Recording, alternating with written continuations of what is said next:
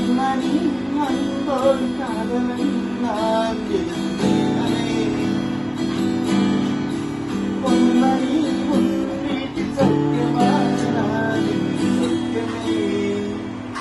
உன்னை எட்டி பார்க்கையில்